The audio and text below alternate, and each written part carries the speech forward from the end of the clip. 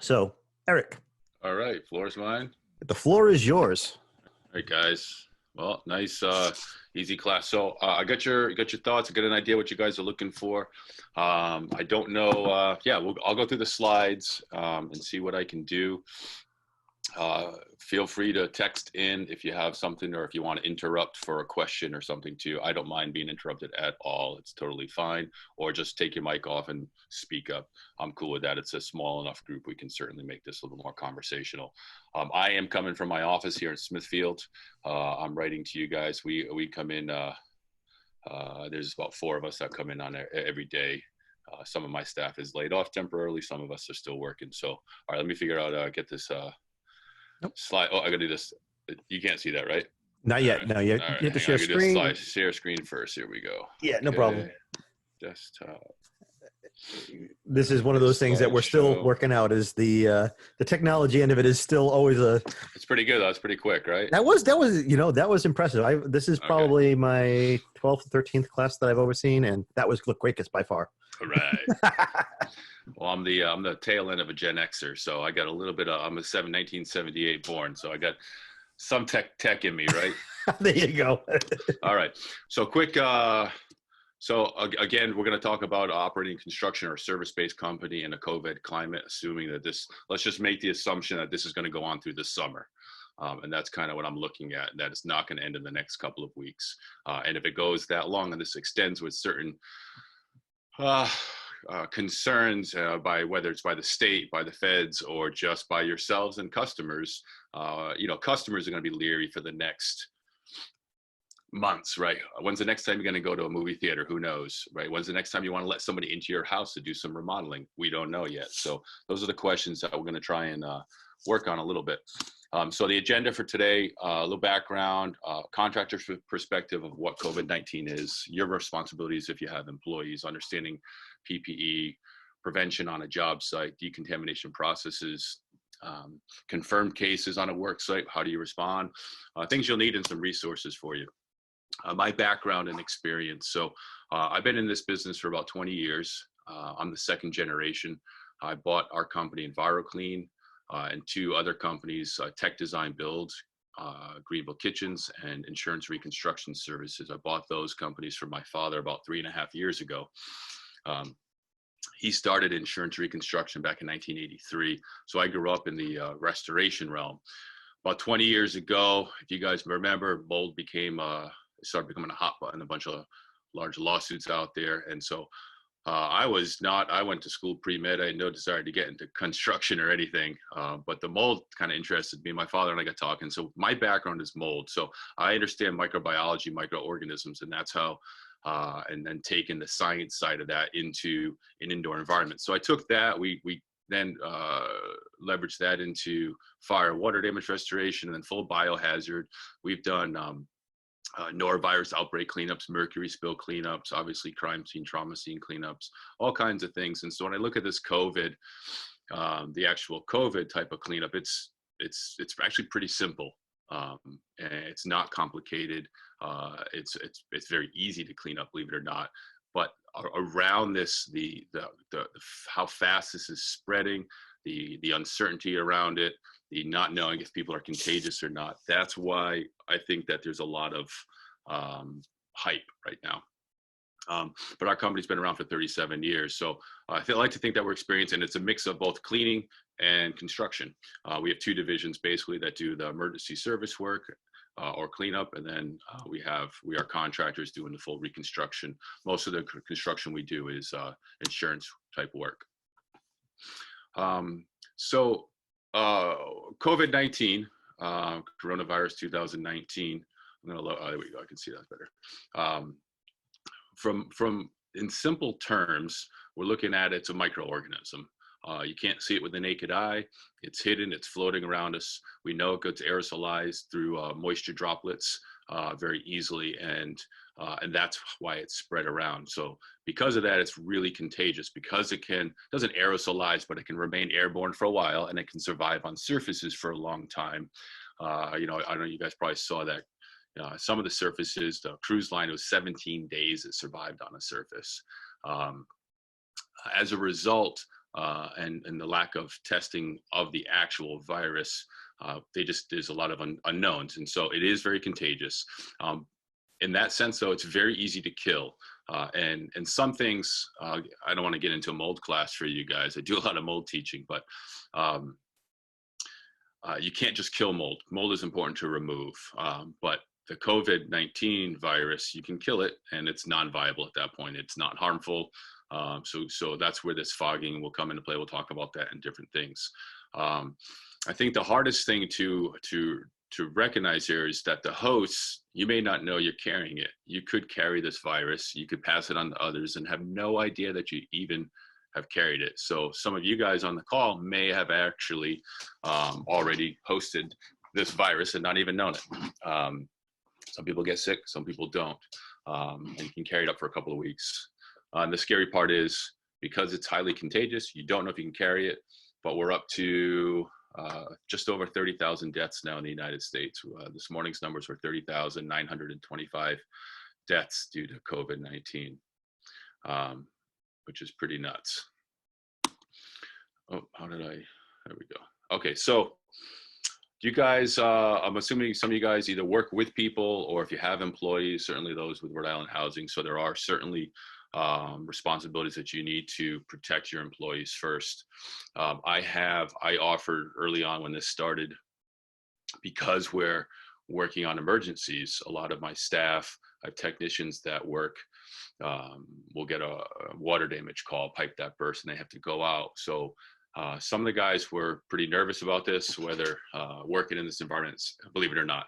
They go clean up blood and guts, but they're afraid or another virus or mold or lead and the COVID-19. They're like, I'm so nervous, I don't want to do this. And so we actually had a couple of people asked to be laid off, or I offered voluntary layoffs. If you didn't want to work in the field, I'll lay you off for right now until we figure out what's going on. We've since changed some of our protocols. So I'm bringing everybody back in 2 weeks, and I'll explain why I'm doing that, how I'm doing that to you guys. But OSHA, check OSHA.gov. You probably all read through this already as I'm talking, but I don't need to read this. But basically, OSHA.gov has a whole big employer responsibility section, and I'm sure RIBA's released some information too for you guys as employers, but how you need to provide a safe work environment for your employees. And if you can't do that, then you got to shut it down. You got to make sure that your practices and work practices are safe to protect your employees. So OSHA is about protecting your staff, not about protecting your clients. So just kind of remind the difference there. So I'd like to take a few minutes and talk about masks with you guys. And I actually, when I stepped up a minute ago, I grabbed two, but my plastic face mask is in my truck. So I grabbed a couple of these others. Bill, we good for, just give me a thumbs up. I can see you right now, Bill. We good for volume? I just want to make sure. Yeah, everything looks good. Okay, perfect. Mm-hmm. So you guys are hearing all about these. We're going to talk about masks for a few minutes. And I believe yesterday it was released that we are now required in public on a workplace to be wearing a mask when you're around people. I've been wearing mine for about a week and a half when I go, maybe 2 weeks now, probably a couple of weeks when I go into any building, whether it's somebody's home, whether it's a workplace, or whether it's the Home Depot or a grocery store. It's the first couple of times you do it, if you haven't done it yet, it's this weird sense of, do I really need to? Yeah, I don't know if it's ego that gets in the way of what it is, but certainly we kind of feel, do I really need to be wearing this? Answer is yes, 100%. The mask is twofold. It's just as important, and maybe if not more important, that you're protecting those around you. And you can see in the little picture at the bottom there, I'm sure that's an exaggeration. It looks like you drank something to spit it out in that photo, but that's the idea. Now let's talk about the difference. So let's go, the simplest type of mask is maybe one of those neck scarves, buff, survivor buff type things, or any kind of neck scarf, right, that you pull up and put over your face. That's not going to prevent this virus from being inhaled. Okay, but what that's going to do is it's going to prevent what's happening down at the bottom. If you sneeze, cough, even breathe, it's going to absorb most of the droplets that you're breathing out, and thus preventing the virus from, if it's in you, if you're a host, passing that on somewhere else. What it also does is it prevents you from touching your face. And that's really, really critical. It's that habit of not reaching up and touching your beard or your nose, scratching your eye because you're feeling that mask on. So the scars are more for you protecting those around you. The next would be your surgical grade mask, which also the same. If you look at the doctors doing surgery or anything in the hospital, those surgical grade masks are about protecting the patients, not so much about protecting the doctor, so things don't go out. When you want to start protecting yourself from the environment, you need to get into the N95 or the P100s. Now the 95 number represents it's 95% efficient against 99.97% of all particulate. So N95 will be about a 95% efficiency rating. Now I'm going to stop the screen share for a second so you guys can see me, because I wanted to show you a copy of the mask here. All right, so can everybody see me here? All right, so if you look here, this is your standard N95 mask. Where you can get them, I think RIBA put out a posting that you can order them through somebody their contact. And if not, you can email me afterwards, and I'm happy to help you find some suppliers for these as they're becoming available. What's important here is creating a pretty decent seal and paying attention to your beard if you have a beard. And I'll talk about those in a few. So I had a big beard closer to Bryce's, maybe even bigger, up about 3 weeks ago. That shocked my kids when they saw me take it down really, really tight, because I was going into my first COVID hotspot environment, and I had my full half face on, and I couldn't get a real seal. I did a fit test, and it was probably about 95% sealed, and I just didn't feel comfortable. So I wanted to get the tight, so I took it down tight. It's growing back out, and we'll see if I got to go into another hotspot, I'll probably take it in tight again. So this right here, button that you see on the outside, okay, that breathe mostly, okay. But what that does, that's when you're exhaling, when you're breathing out, okay? So that's all that is for. It's nothing to do with on the inhale. The inhale is going to be coming because what you can see inside, there's a flap. Inside there's a little flap, so it closes when you're inhaling. So all that's doing is helping on your exhale, those little buttons, all right? On the N95s, that is. And you're going to see on the inside, there's no actual seal. You got a little bit around the nose, but it's going to be 95% sealed. It's not that full suction, okay? They do make disposable P100s, and the difference here, again, the little button, it's going to have a flap just the same. That's the same, but the difference here is the seal and the thickness. So this almost feels like a diaper, this one. And you'll see here, you can actually get a seal. So they're saying the P100s are 99% efficient, and they just, I don't know why they call them 100s, but, and those are rated by NIOSH. So they're all rated. So these two masks, if you can get your hands on these are perfect. That's what you need. Better would be, I'm going to go back to my screen now. All right.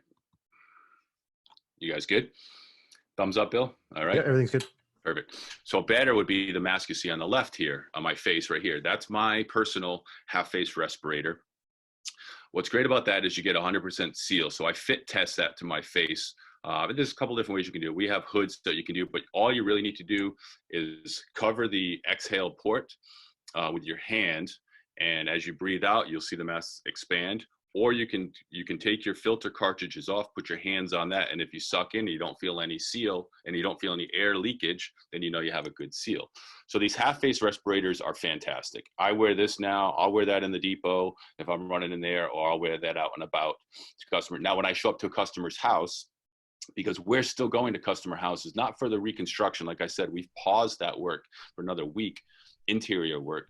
But I'm wearing this mask. I show up to the customer's house and I tell them at the door, I say, I'm going to put my mask on. This is just as much for you as it is for me with all the uncertainty going on. They love it. Customers are very, very happy about that. And I say, I want to protect you. You don't know where I've been, but at the same time, I want to protect myself because I don't know what's going on here. Eric, are those still readily available at this point, or are those as hard to get as the N95s and the? I don't, we have a stock. I mean, everybody in my company is fit tested. We all have one, and everybody has a backup because we're doing this cleaning. Mm-hmm. They should be more available. I'm surprised that we're not seeing them more in the hospitals, and everybody's worried about the paper masks. And I don't know why. So I've given out about a half a dozen of them to some of my some physicians and nurses and stuff. The full plastic ones. Oh, nice. You can get 40 hours on the filter set with no demo. You can what I love about them is you can disinfect them. I keep a bottle of disinfectant in my truck. And I'm spraying it down every time I use it, every time I go back into my vehicle. The other one on the right there, the paper ones, you can reuse those too. I've kept one. I have one of those in my truck too, that I've kept in for weeks. I've used it plenty of times. And again, same thing. I just spray it down. It dries right out. Totally reusable. You'll know when it's getting trashed. Yeah, I'm sure. Eric, what about any other cartridges? I have one of these respirators with the big pink round things on it. Yep. Is that still going to filter out? Absolutely. Yeah. So the bigger the car, I don't want to say the bigger the car, just make sure it says P100 on it. If the bigger ones probably have the gas filter on it, so that's going to remove odor. So those would be your VOC cartridges that are going to take away odor as well. So the nice thing about those is they're just one step further. They'll protect against gas often, depending on so that'd be fine. And if it's a North mask or a 3M, the filters are readily available. You can replace the cartridges at any given time. But yeah, absolutely. I could have put the picture up. You're seeing other people are using snorkel masks as well, the full face snorkel masks, and they're retrofitting the tops of those with a little filter on the top of that. Yeah. And there's no reason why that wouldn't work in this case. It's not like, so although virus is living, it goes airborne and it settles, it doesn't move other through the air. Whereas like mold, if it hits on a surface, will start to cultivate and grow, right? The virus just sits. And so if you filter it out, it's going to get trapped. That's it. It's pretty simple. Any questions on the masks? Any more questions? I'll make sure you guys have my email at the end too, my email and my cell phone, so that if it comes up or if you want me to email out, we use John Don a lot. They've been really good for restoration as far as they provide our PPE, and they've been really good for us, providing stuff and telling you a lead time and everything. So, okay, let's go for the next one. Let's see, how do there we go. Okay. Gloves, nitrile gloves, get them. If you don't have them, buy them, find them. You need them. 100% gloves everywhere. They should keep a box in your truck. They're cheap. They're extremely effective. You won't pick your nose wearing them. You'll keep your hands off your face. You go to the gas station, have gloves on. You go into Home Depot, wear gloves. You go to a grocery store, wear gloves. And then when you take them off, I should have grabbed some gloves so I can run and show you guys. Let me do this. I'm going to go stop sharing and I'm going to try my best to do this without a glove. Okay. So the gloves, pretend there's a glove on my hand. The key is once you have the gloves on, take the glove hand with the other glove and you pull it off from the outside. You want to flip it inside out this way, right? So you're not touching it. And then you're pulling it off this way. And then with your clean hand, with your dirty glove, you stick your finger underneath it, flip it over, and then grab the inside, right? So the key is don't touch the outside of the glove, turn them inside out. It's that simple. And when you turn them inside out, then you can just throw them in the trash, throw them in the back of your truck, wherever it's going to be. How often should you be changing them? I don't ever rewear them. So every time. So every time you do something new? Yeah. So if I go to the gas station, I'll do one glove at the gas station. Just put on my right hand. I do everything with my right hand. When I'm done, I get a little bag in the back of my truck and just throwing them in the CVS bag or something like that, just my trash bag, right? And so that's it. Turn the one inside out and then throw it in the bag. It's done. I'm never touching it again. That's why he said you got to get a box. I go into the depot. I'm putting them both on. You don't have to worry. The nice thing about gloves is I'm not worrying about my hands. I'm not worried about touching anything. I'm protecting myself from everything I'm doing. Same thing. So wear gloves. You go to a customer's house. Wear gloves on that. Wear gloves in the job site inside. There's no reason not to. Okay, I'm beating that dead horse. Let me figure out how to do this again. Shoot. Okay, here we go. Screen share. Deb wanted to ask a question. So. Oh, go ahead, Deb. Yeah, I just wanted to say I also have a healthcare background, just real life. When you talk about changing gloves, also you want to think about if you just touched the gas pump and now you're touching your truck door handle and Mhm. then your steering wheel, you've just contaminated your truck handle and your steering wheel. So it is change them and change them often, and also use the hand sanitizer, things like that. And you want to think about what are you touching if you're going into the market. You know, we're more or less conscious about wiping the carriage that you're putting your groceries in, but you have gloves on your carriage, and then you go and reach for the bag of shrimp or the ice cream in the frozen section. You've touched that door handle, and now you've got your gloves on. You didn't sanitize that door handle on that frozen food section. Now you're touching your carriage handle. You're cross-contaminating. The other part of that too that you want to be aware of is when you are using a keypad to pay with your credit or debit card, you've got to touch the same place that everybody else touched. So for me, I always say, yeah, wear gloves, but also hand sanitize, and make sure that your gloves are not touching anything that your hands should be touching, ever. Yeah, 100%. So I couldn't agree more. And sometimes that's why I'll put just one glove on, so I know I have a clean hand and a dirty hand. And my dirty hand is the one that's going to touch things, and my clean hand is the one that touches my stuff. And I'll do it that way, or just know right, left.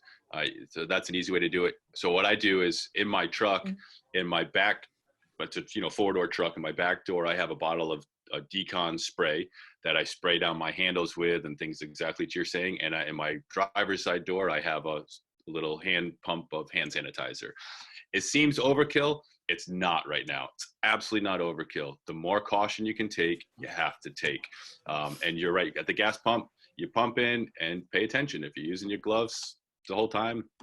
Now, the only thing I'd say is the glove, even if it's not the nitrile gloves, you can get a winter glove for doing certain activity and just know that you're using that. That's my gas glove, whatever it's going to be, reuse that. You don't have a biofilm on the gloves yet, right? When they're new and stuff too. So they won't pick up and spread as easily as your fingers will. You have oils and moisture on your hands are going to be much more susceptible to picking up the germs, picking up the virus and stuff too. So they can also protect in that sense. Okay, let's go back to the screen share. But thank you for that. That's good. Great comment. Okay, we back on. All right, play from current slide. Everybody good? All right, so suits. Gloves, yes. Suits, maybe. I would say so there's basically we carry 3 types of suits in-house. These yellow ones are like plastic. There's nothing getting through those. And you'll see Ben there, this is a couple of weeks ago, this picture, 2 weeks ago on a COVID hot environment. This is a workplace where they had an employee who was very, very sick, got very, very sick with this. And so they had us, this was a 9-story building. I don't know if this is overkill or not, but this is what we're being recommended to do in the restoration industry. So an employee, very active workplace. We on the 7th floor of this building. So we had to decontaminate the 7th floor fully and the common areas, the lobby, we went with a full COVID cleaning, and then all the other floors in the workplace, they asked for a preventative decontamination. And I'll get into what those are. But when we're doing the full COVID clean, we're wearing, just like any other biohazard, the full yellow suits. Honestly, it's probably not necessary, but we're doing it to really protect our employees who are feeling, they're working in a highly publicized. It's a hot button right now. In the other areas, they are wearing suits. Most of the time, we wear just the Kimberly Clark or the Tyvek style, the white. You got a white painter suit, something like that. Suits going to be treated similarly to gloves, knowing that it's protecting your clothing, it's protecting your skin, but the outside is now contaminated and the inside is clean. And so if you want to wear one, just pay attention that, hey, when I take this off, there's a method. I guess it's easier done in person of how to actually take a suit. But you can imagine just turning it inside out slowly, not touching the outside, and doing that in an area outside, if you preferably, or some kind of decontamination area if you're working in a contaminated area. But don't be afraid to put one on if you're working on a job site. If you're working in a customer's house, when you show up to the customer's house and you tell, hey, Mrs. Smith, I'm very comfortable working here, and here's the steps that we've learned that we're doing. I'm protecting myself, but I'm also protecting you by, before I come into your house, I'm going to make sure I'm not bringing anything from the outside in. I've got these new gloves. I have a suit I'm going to put on, cover my clothing, and an N95 mask. And so it's just as much as protecting your house as it is protecting myself. Masks now are mandatory in the state of Rhode Island, whether it's not mandatory for an N95, but some type of facial covering. It was released last night, I believe, that masks are now mandatory in the state of Rhode Island. So whether it's just a pull-up scarf or an N95, know that if you're going to be working indoors, you need to have a mask on or close proximity to other people. That said, it's probably not a bad idea. I know Deb asked, when is it safe, early on. And one of those would be, when is it safe to not wear a mask anymore? I have no idea. I don't think anybody does. I think we can just gotta keep checking in regularly. But I think it's okay to operate now if we start taking these steps and these protocols. So creating a safe job site. I saw this the other day in one of the last week in one of the things I was reading. So this is quite literally a photo off my phone of this handout, but it depicts it perfectly. 6 feet away, you see mask, safety goggles, gloves on the guy painting the wall there. And what I liked about it was the hand washing station. I think I went into a town hall 2 days ago to do an inspection, preventative. But before they opened the door, and the first thing the town administrator said to me, please go in the bathroom and wash your hands. Before I did anything else, I even walked to the building. They're requiring a mask to go into the building, public buildings, and they're requiring washing your hands. And you're seeing hand sanitizer stations. If you can't get a hand washing station on a job site, make sure that there's a hand sanitizing station, a pump or whatever it's going to be, depending on the size of the project. Make that readily available for yourself and or your staff. Hands dry out, get yourself some Aquaphor as well, because at nighttime, you got to start getting that moisture back in them. But you can't wash them too much. Okay, do or do not. Try or try not. There is no try. Bill like that one. Yoda. That's right. Do not shake hands, right? I don't know if we're doing the namaste world going forward or what, but we know handshaking is going to be frowned on for the foreseeable future. 6 feet away at all times. And that really comes down to the coughing, sneezing, breathing. How many people have sat in the front row of a conference or seminar and seen the speaker spit on them? It's the same thing, just through general dialogue. So the 6 feet away rule works. It's important on the job site if you're working with a helper or somebody else to do your best. Realistic? Maybe not. I mean, it might take 2 guys to install a cabinet and lift it up and put it up. So you have your mask on, you have your gloves on, you're taking those other precautions. Wear a mask if it's not on, obviously sneeze, cough into the elbow, go back to kindergarten and learn that again. Wash your hands. Can't express that enough. I'll keep saying that all the time. Wash station, avoid touching your eyes, your faces. And we know you got to sing, I don't know, happy birthday 12 times or something. 20 seconds, they say. Carry hand sanitizer. I believe, let's see, yeah, Bryce, you were asking about marketing and stuff too. I just ordered hand sanitizers, EnviroClean more. We handed them out all last year. We're out. So I got a place that can have them done with it by so they're about 3 weeks out, which is fantastic. So I got 1,000 EnviroClean hand sanitizer sprays. They're like little spray bottles, like travel case. And I'm gonna recommend, we're gonna hit a little, like almost like half a thick pen, and they're fantastic. We give those out to customers and stuff too. So there's marketing tricks out there too, but everybody's gonna, you can't get hand sanitizers. Why not hand them out with EnviroClean on them, or your company name if you need to, or if you go to a customer's house, it's a nice giveaway to them.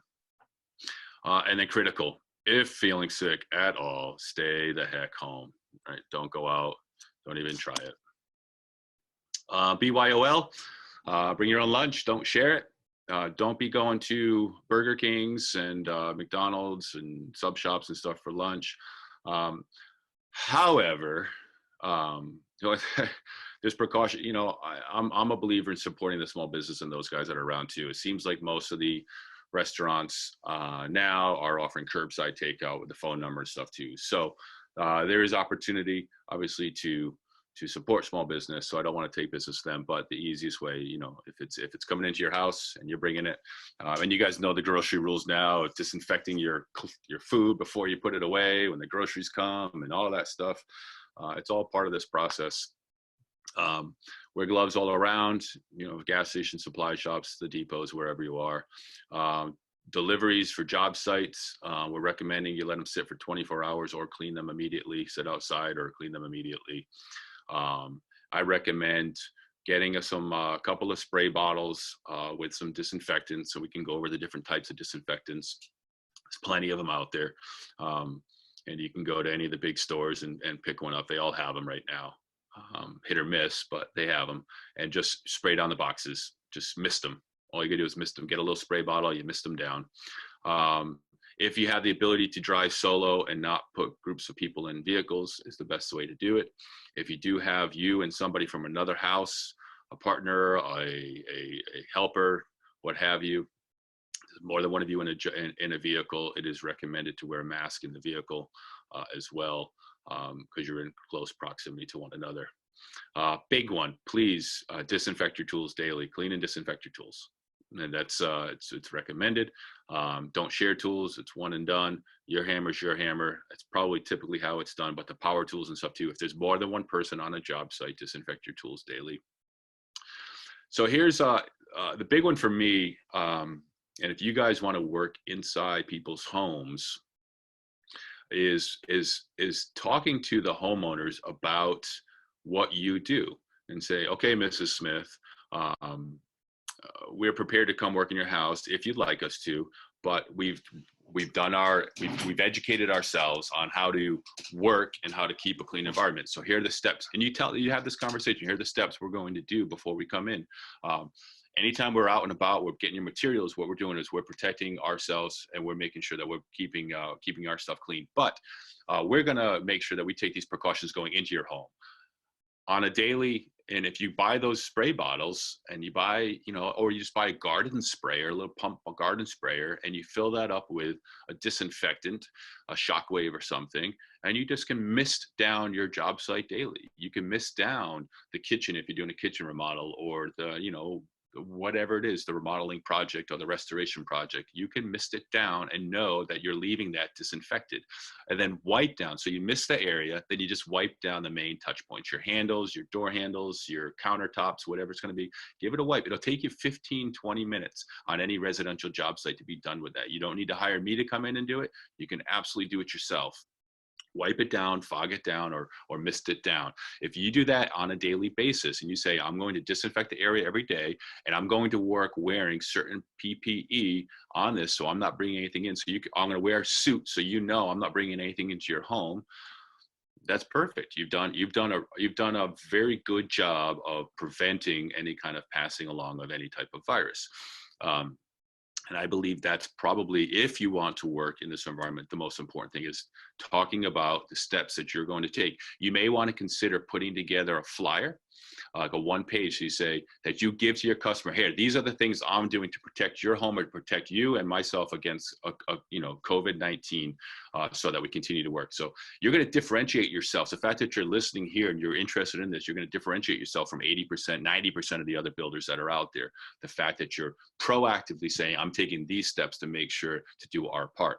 And then the last one I said is consider containment. You want to go one step further, is you can buy yourself a $600 negative air machine on John Donne or any of those suppliers. They're about the size one person can carry them. Let's say they're about 2 feet by 2 feet, little box. And you can pick up one of those, or honestly, you take a fan, you can stick it in the window and blow it out. It's getting nice enough out. Create negative air.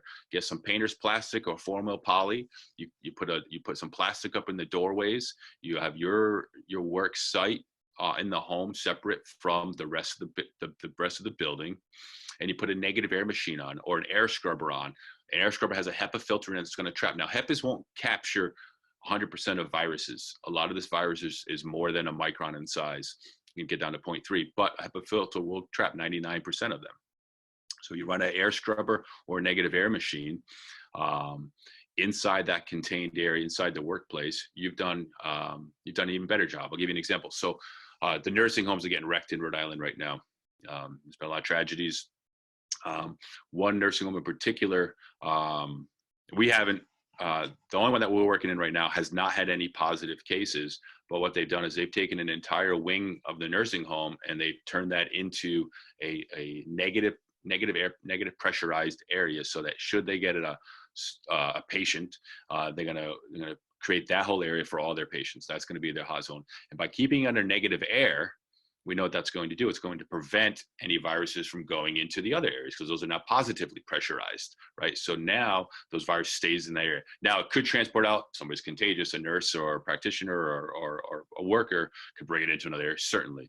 But taking the gloves and the mask and all these other precautions, you should be fine. I've been in and out of probably 20 confirmed case areas, and I have not caught COVID yet, right? And I've gone into workplaces or buildings that have had positive employees, and look at all the doctors, certainly doctors and nurses are catching, but most are not, because they're taking proper precautions as they treat these patients. And that's what's key. It's don't touch your face, wear the mask, wear the gloves, so on and so forth. Okay, moving on. If you have a large work site, if you're working with more than several people, 5 people, 10 people, I'm not sure the exact number, but designate a site-specific COVID-19 lead officer, somebody who's making sure that the sanitizer is available, that containment's properly working, or people are staying 6 feet apart. Have somebody just be in charge of making sure that we're doing and using all these proper precautions. I do also recommend you do temperature readings. You may want to consider just getting a thermometer for yourself, taking yours every single day as part of your checklist. Okay, gloves, check, mask, check, temperature, I'm good, 98.6. If you do the exterior, sometimes depending on the part of your body, you have to do a little research. I'm not a physician. But I think on your temple, forehead and stuff, it's down by like 5 degrees or something like that. So we did this, we worked with a hygienist on a construction site in Massachusetts about 3 weeks ago for a week, and testing. Every employee had to come on, and they actually caught 2 people, it's a commercial construction site. 2 of their builders had elevated temperatures by one was 1 and one was 3 degrees, and they sent them home. Both of them ended up testing positive for COVID. So by testing their temperature before they went onto the job site, they were able to send them home. And now I don't know, they may have had it the day before and stuff too, but it's a good way to eliminate a sick person from going onto a job site. It's a great way to do that. And if you're just by yourself, get yourself a thermometer, keep it in your truck or your vehicle, or take a temperature daily, and you can show that to your customer. Hey, I do a daily temperature check of myself and my staff. Hey, Eric, yes. This just going back a step for a second here. I got one question here that came out. When you're putting gloves on, when you're wearing the suit, should the gloves go over the suit, or suit over the gloves when you're doing putting the glove on? Yeah, good question. We use the suit over the glove. So we put the gloves on, then the suit has a rubber band on the wrist, usually, that goes over the glove. Then we take duct tape and we actually tape the wrist to the suit. So that way it doesn't tear, there's no spacing, what have you. So 1 or 2 passes of the duct tape around the glove to the suit, and that seals it up pretty good. And then the last is, please don't be afraid to send your staff home or stay home yourself. It sucks, I understand that, but better safe than anything else, especially right now. Okay, I want to talk about the decontamination process for a minute or two. We're offering, we do 3 levels of decon. We offer proactive cleaning, which is not confirmed case. There's no employees that were sick or anything like that. Just purely precautionary. We've done this now, I don't know how many times. I should probably have counted up a lot. We did it on a couple of smaller, actually, flip properties. So one of you guys mentioned you flip houses, I believe, and or you turn over houses. And even around housing, if you guys are working on this where you turn over houses or facilities, this is where proactive cleaning would come into place. You don't need me to do it. You can do it yourself, but having a third party do it sometimes actually helps too, where you go and you fog that environment. I'll talk about what fogging is. You fog it and you do a precautionary disinfection, then you hand the keys over. And we're seeing that in real estate now a little bit, few properties selling here and there. I just did it for an apartment building. They had 2 tenants move out, and they wanted to do decon before they put them back on the market, or they brought in their new tenants. So that's one place that you can do that. We're calling a category 2 where it's not contaminated, but there's suspicious of it. Somebody went home sick, they just don't know. Now, the only difference for me for 2 to 3, and 3 would be confirmed case where we know there was a person. The difference for me primarily is I'm paying my guys more in category 3, so where they know it's a hot spot. They're getting their, we call it bio pay. They're getting paid double time to do these. But I'm taking 2 steps. We are treating both unknown and known confirmed category 2 and 3 as if it's COVID. We do full decon, so it's fogging, it's wipe down of all surfaces, top, bottom, anything that we can get our hands on 8 feet and down or within an arm's reach. The virus doesn't, when it goes airborne, it does go down. It doesn't go up into the air. For 3 for us would be we add in HEPA negative air often, or some kind of HEPA filtration to help with the air filtering. And we ozone. Ozone is not a it's not a validated method for remediation of COVID-19. However, I can say with 99% certainty it's highly effective. And I'm shocked that there's not more people talking about it. It was highly effective against SARS in the past. It works, it kills viruses. We use it against other viruses.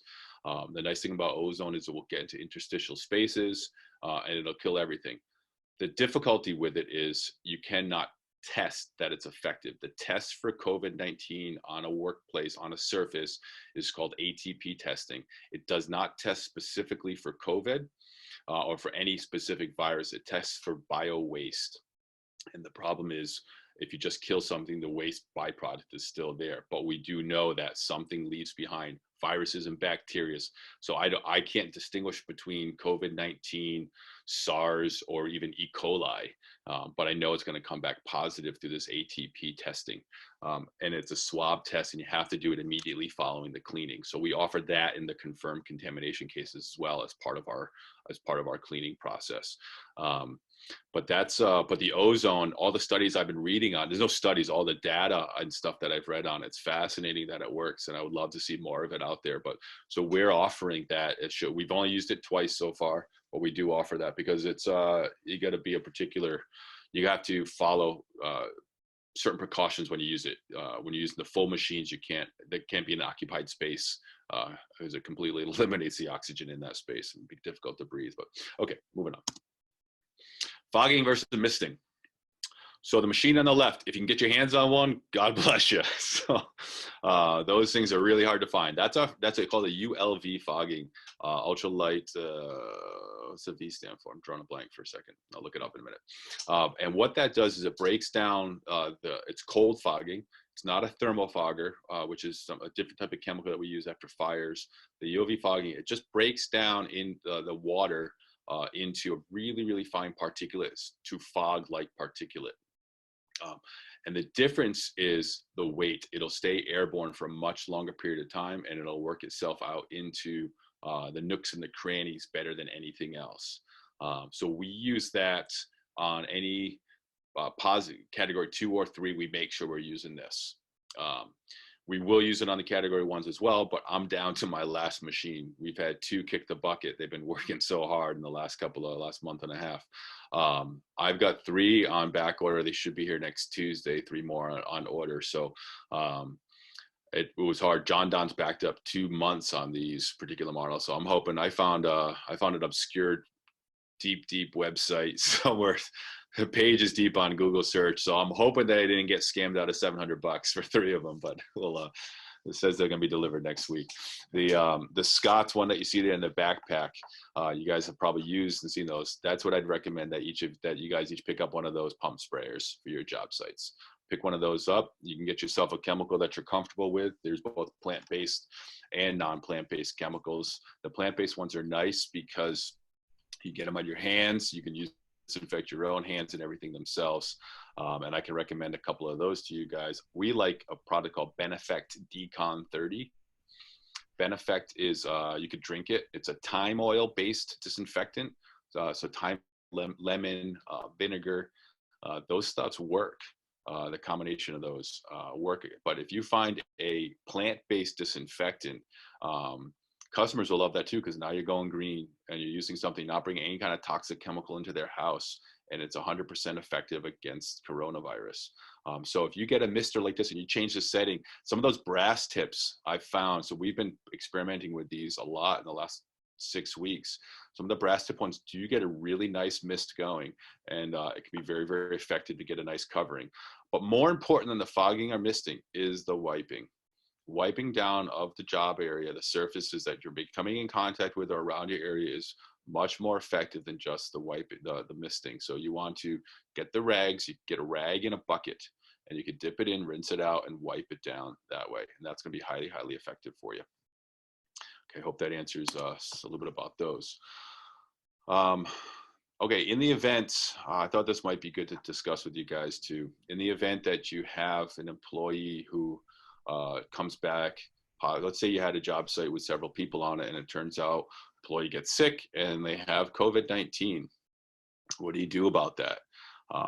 In the event a job site now is compromised, whether it's home or commercial, you need to shut the job site down. You make sure that your other employees know that, and they should be in quarantine. So if that employee, let's say, comes in on a Wednesday and says, "Hey, I'm not coming in, boss. I was sick. I got a fever." All right, and then they got the test done. Everybody else should stay away and quarantine themselves for 14 days. It sucks. It's terrible, but that's the way it needs to go right now. It's unfortunate. You got to shut down that job site. That job site is shut down for 14 days. I think you'd say you're pretty safe that it's going to be gone. But again, those unknowns, you want to get back up. You can disinfect it yourself. Again, you don't need a third party to do that. Sometimes it's nice for a decon. To remove that liability, but shut down the job site, disinfect it yourself, decontaminate it, and then you can go back in. If, let's say it's a 3-person site and one of the guys, and you're the boss and you're the lead and you have 2 helpers, and one of your helpers comes back positive, and you want to keep working, if it's an unoccupied building, let's say, then go ahead. But you do not want to be in contact with other people. So use logic here, right? So let's say if it's me and I have 2 helpers, one of my helpers is sick, send them home for 14 days to get better, send the other one home for 14 days, lay them off, they can collect and get the extra stipend from the feds, let them collect for 2 weeks. Or even TDI is working if you're going down due to COVID-19. So, that's fine too. And then use your brain. If it's a non-occupied spot that you're working on, you go work by yourself. You're there by yourself if you're not sick, and just again, clean your job site every single day, clean it up.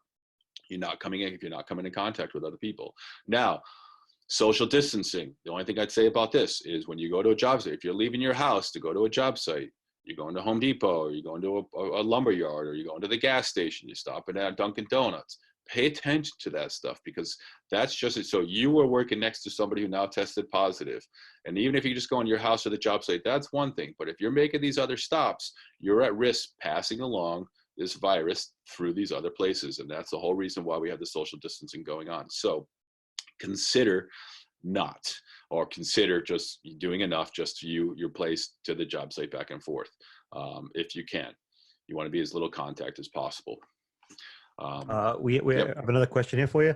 Can COVID exposure make a company liable for workman's comp? I don't know. I'd ask your insurance agent that. I'm not sure on that. So I think no. For workers' comp, I don't think so. I think they would struggle with that, but I don't have a full answer to that. I think if you force them to work, you say you have to work in this, maybe.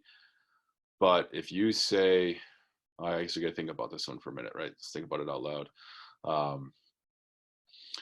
If I force an employee, well, if I lay them, all right, if I say there's an opportunity to work and they don't want to come in, and then they file for unemployment, and you said, well, no, I gave them an opportunity to work, then they're not going to get their unemployment. I think you can't prove it. No, I don't see how it's going to work with company, because you're never going to be able to prove where they caught this COVID-19, right? So it could have been at a gas station, it could have been anywhere, the grocery store. So I don't think that it's going to be a workers' comp thing. But I would check with your insurance agent on that, see what they have to say. Be a better source for than me. I think I might do the same, actually. All right. So things I recommend you guys go out and find and buy: P100 or N95 mask respirators. Reusable with the interchangeable cartridges, like the notorious Chase has. Those are fine. Face masks for outdoors. I do have one of the neck ones that I'll pull up and wear that too if I'm just out and about. I was in Boston on, what's today, Wednesday? I was in Boston on Monday morning. I went Facebook Live from the streets of Boston. I left a high rise and I came down and there was not a soul to be seen. Downtown financial district all around me. I couldn't believe it. And I kept my mask on because I thought it'd be funny to wear my mask on these empty city streets outside and the full respirator on the sides. And I got a kick out of that. I was like, it completely wasn't necessary. I just was like, oh, everybody's recommend you wear the mask everywhere now. So it was a little overkill. Anyway, pick up some gloves, box of nitrile gloves. Those are available. Tyvek suits, Kimberly-Clark suits, some kind of painter suits are fine. It doesn't have to be the boot. I recommend booties. I recommend the ones with the booties, absolutely. But it doesn't have to be. You can buy the booties separate as well because the bottom of your feet can certainly bring stuff in. There is a list on the EPA website of approved disinfectants, but on that list says commercial grade sanitizer. So, which is a huge, that's just a really big open-ended. It doesn't specify a particular brand. So there are a lot of commercial grade sanitizers. If you buy, that any of the major box stores, they'll sell down in the painting area. You can buy those. We like Fiberlock Shockwave. We like buying it in concentrate, making our own. It's non-toxic, but it is a hydrogen peroxide based disinfectant. And I also like I said, that Benefect Decon 30.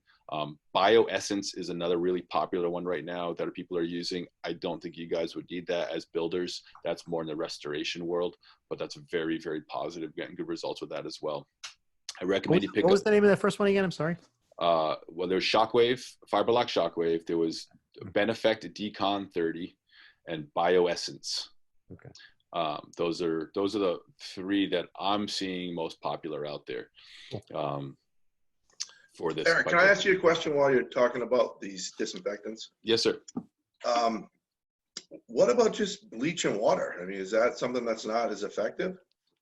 A great question. Bleach is very effective. However, there doesn't leave any kind of residual. As soon the second bleach dries, it's done. It's done with its efficacy. So the nice thing about Shockwave and the Decon 30 and a lot of these others is they leave a residue behind.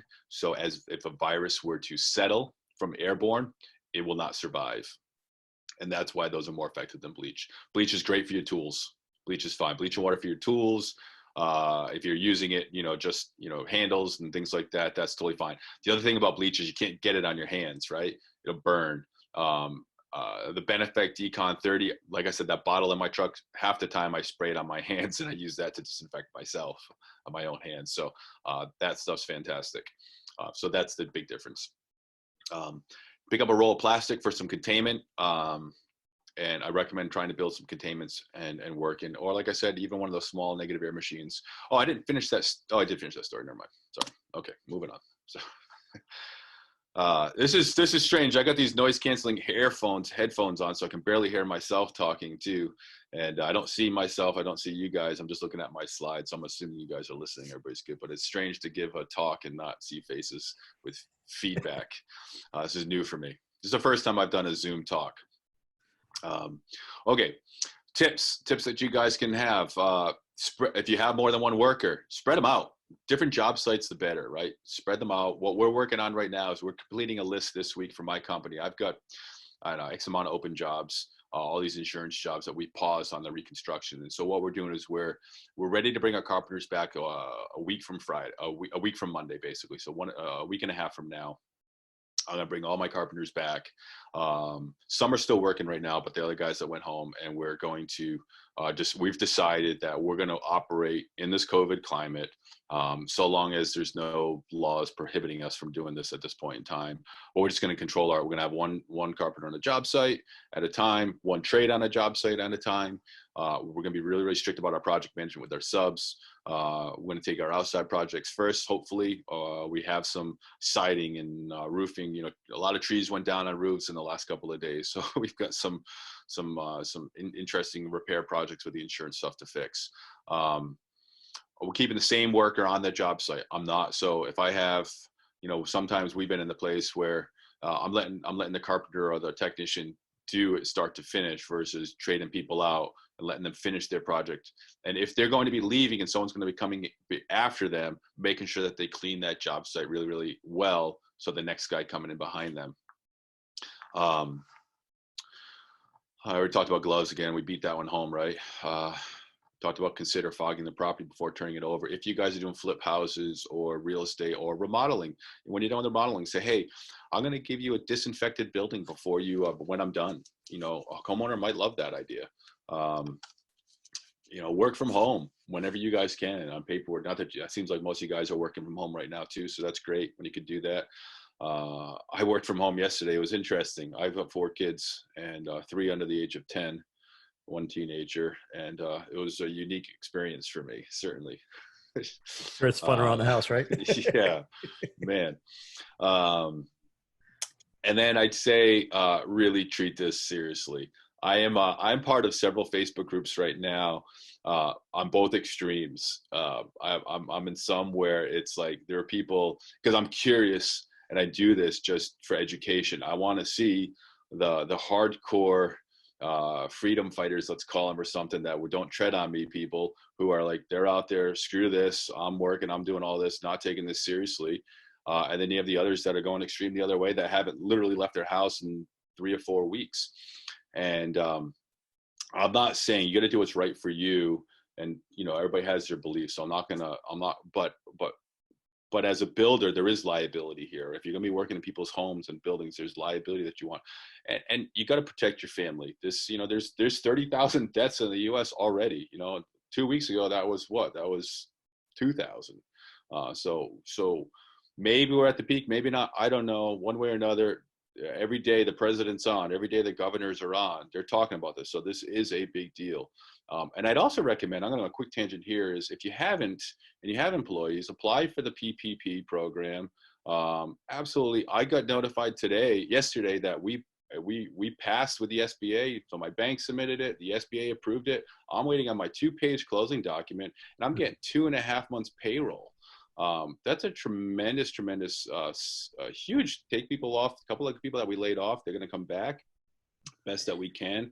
I'm going to let some work from home. We're making some changes. I've got my office staff is all set up working at home now.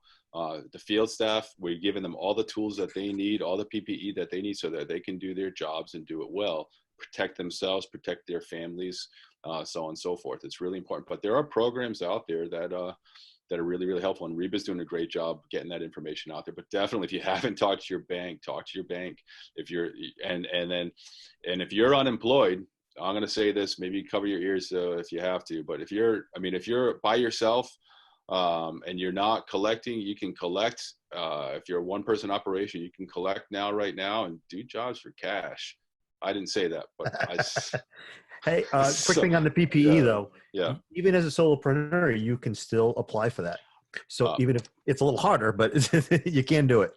Yeah, if you especially if you put yourself on, if you're on any kind of payroll at all, it's gonna be a lot easier. But there are programs out there for 1-2-man operation contractors, and absolutely see what's out there. You know, Deb, it's interesting for you with the senior housing, you're focusing on the seniors and stuff too. I can see where the fear might be heightened for you. And I'll tell you, so we just worked in a gentleman's house. He had a pipe that let go in a wall cavity, and he was older, he had a catheter, and we were, you know, I was a little bit nervous with him. He was great and super, but I explained outside. I said, before I come in your house, these are the steps I'm going to take. These are the steps my employees will take to work in your house. He obviously had to get the work done, but we're all good. And so if you're going to be removing or getting up to reinstall air conditioners and windows and stuff, you say, hey, Mrs. Smith, we're going to come to your air conditioner for you. These are the steps we're going to take to make sure that this is safe. And you can kind of like clean yourself as you're going out, clean your spot, you know, whatever it's going to be, but wearing the gloves, wearing the masks, putting a suit on, that alone. And maybe you got to charge an extra $60 to cover the PPE expenses. You can bill for that stuff. Our insurance companies, finally, as cheap as they are, they're getting harder to deal with, but they're allowing us, right? I'm doing that in quotations. They're allowing us to now bill them for PPE, our normal reconstruction. So it's going to be expected. And I think that if you're working at a homeowner's, you need to factor that in because the stuff does add up. A box of gloves, maybe $30. I don't know what they exactly go for, but your mask is, you know, your filters and stuff too. There's a cost to that. So it's okay to upcharge a little bit. Hey, I need to add 5% because I got, you know, it's going to take longer. Right? All of a sudden now, what took 6 hours is going to take you 8 hours or something like that because you're taking these extra steps. And that's okay. You can bill for that stuff. Oh, I'm done. Okay, there we go. So there's my phone number, our office number. If you want my cell phone, I'll tell you. It's 401-862-3361. It's 401-862-3361. You can call, and texting is super easy too. So if you ever have questions, hey Eric, what do you know of this? What do you know of this product, or do you know anything about this chemical, or what have you? Shoot me a text. Totally cool. And I'm happy to give you my 2 cents on that as well. Sometimes it's easier just to answer questions that way. But go ahead. Yeah. I figure you've got a little bit of time left here. Why don't we open this up? Anybody that wants to turn on their mics, or you can just raise your hand. I'll open up your mic if you don't know how to do it. If you've got a question, this is the time to ask them. Okay, Rich, I got you. So I got a question. You said you would be sending out a link of where we could buy those masks because you know they're like they're hard to come by. So yeah, I can do that. So and I just got a text yesterday from a friend of mine in Vermont that does restoration. He's got a contact now. She's doing, I think, a 5-day turnaround on certain PPE. I think that's what he said. So can you, Bill, is it possible to get the email addresses of everybody that's on this call? And then I'll just do a quick email with, I'll send an email off with some phone numbers and contact people for. What I can do is I get a report after this class is over. I'll send you that report and you can just email to everybody on the list so they have those contacts. Yeah, and if you want to include a copy of your presentation in that email, usually we do that, but if you're going to email them anyway, Eric, you could just do it in one shot. You know what I mean? Yep, I can do that. Sounds good. Do we have anybody else that has any other questions? Yeah, I have a question. Okay. So this is has to do with units that were that our outside partners have moved our tenants out. We've done a mod rehab. However, Rhode Island Housing has requested all of our outside partners to sign a affidavit that basically explains the way they're going to handle the process of going from an unoccupied unit to an occupied unit. So when the construction work is done and everyone leaves, we've asked them to either, and the movers are involved as well. That's the one component that's making this a little more difficult. So we've got tenants, their belongings leaving. We've got construction happening, construction workers' belongings leaving. Now we've got a mover that's going to be moving all their belongings back in. Now we've requested that those belongings sit for 3 days before anyone goes in there, or they can be disinfected. And I'm just wondering, Eric, what you think is the best solution, or maybe the most cost-effective from what you've seen so far? Yeah, so that's tricky. I think if you let them sit, I think that's a fantastic idea. Let things sit. I think that's great. And let's say if I'm moving in and I know the movers touch my content as the tenant or the owner of those, or the person who's going to be occupying that, you bet your bottom dollar I'm going to be wiping stuff down myself, right? Even on my own. So I think if you recommend both of those, either or, you can offer that up. Say we recommend this or that. You can wash your hands of that. Right at that point in time, and that can be on them. I think that's fine. You could offer up we're not really doing much for, I mean, you could offer up a, hey, we can spray it down if you want, but there's no guarantees. If you guys want to do something like that, or you say, hey, you can contact EnviroClean or a company like that, or find a restoration company, guys doing decon, to come in and fog the area and spray it down. The issue with that, my name's fine, you can use me, but I am seeing already fly-by-nighters out there doing what I can't believe. I mean, I've heard one ad, it was just, they're misusing and misunderstanding how a fog works. And they're thinking they can go in and fog a building and it's completely fine and you're good to go. The fog alone is not sufficient. You absolutely have to wipe the high touch points too. I wouldn't just fog and walk away. It's important to do all the steps, or not make the promises, right? So I'll come in and fog and I'll say, yeah, it's going to work, but I'm not going to guarantee it. Like I can't, because I can't control that environment the moment I leave, right? And so that's what you have to remember. You don't know how the movers are. You can't control that environment at that point in time. So. Deb, I think you had a question, right? Oh, hang on, let me unmute you. Maybe, if I can get it to unmute. Can you try on your end? Because I'm not able to unmute. There we go. go. So two Mine. questions. A friend of mine owns a moving company. If the individual's possessions were in that truck, is it possible to fog the truck and let it sit there? Would that decontaminate the stuff? Because I was going to say, recommend that she reach out to you to figure out, because that would be a great marketing opportunity for her. Go ahead. Yeah, it's interesting. Yeah, I mean, any surface that the fog reaches, right? So the problem with that is you got these boxes piled in that truck, and the fog's going to get to some of these interstitial spaces, but it's not going to get it's not going to, box on top of a box, it's not going to get where they're touching each other, right? And then when you pull that out, the hands are going to be on that box. So gloves, hopefully, and a mask and stuff too, but still it's going to be touched and moved and so on and so forth. And again, I mean, I like to think that maybe this is a little bit overkill, but that's okay. So yes, that's a step further, and certainly it's going to be better than not doing anything. This is where I think the ozone would really come into play. You go in, you plug in an ozone machine in the back of that truck or in the house, even better, right? All of a sudden now you bring everything into the house, movers put it in, turn the ozone on for 12 hours overnight, go pick it up the next day. You never touch the thing, just let the machine run for 12 hours. Everything's killed in that house at that point in time. There's no doubt in my mind, right? Mm-hmm. And that's a cheap way to do it.